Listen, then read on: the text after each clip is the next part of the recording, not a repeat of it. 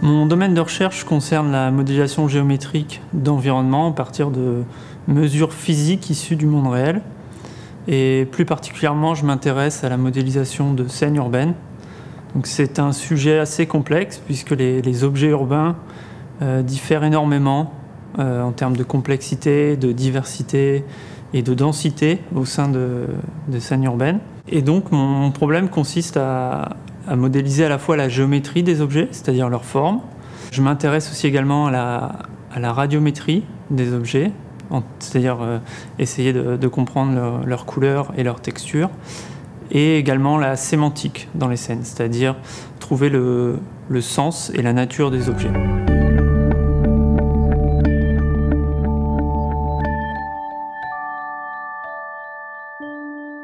Je vois deux points d'évolution majeurs dans mon domaine. Donc, le premier concerne l'évolution des données. Donc, avant, on était beaucoup dans la course à la résolution pour avoir des données de qualité toujours améliorée. Et aujourd'hui, on assiste à un virage avec les données communautaires et notamment les données liées à Internet. Donc, on n'est plus dans la course à la qualité, on est plutôt dans la course à la quantité, obtenir des données recouvrant tout le globe, partout, de manière massive et avec une résolution qui n'est pas forcément excellente. Donc ça, c'est le premier point. Le deuxième point concerne principalement les algorithmes. Donc avant, on utilisait principalement des techniques basées sur le traitement d'images et la vision par ordinateur. Et aujourd'hui, on s'intéresse de plus en plus à d'autres communautés scientifiques, notamment la géométrie algorithmique et l'apprentissage sur machine, par exemple. Et tout ce mélange fait qu'on améliore grandement les algorithmes.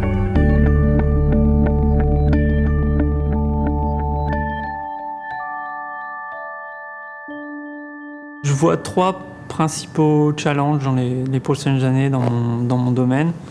Le premier, c'est l'automaticité des algorithmes, être capable de modéliser des environnements sans intervention humaine, donc c'est quelque chose d'assez important.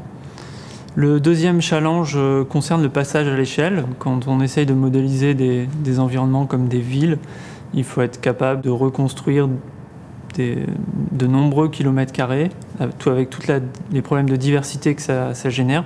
Donc c'est un challenge assez intéressant. Et le dernier challenge concerne le traitement des données, dont la qualité est de plus en plus imparfaite et couverte de défauts. Donc il faut être capable de modéliser des environnements malgré ces données chargées de problèmes et de défauts.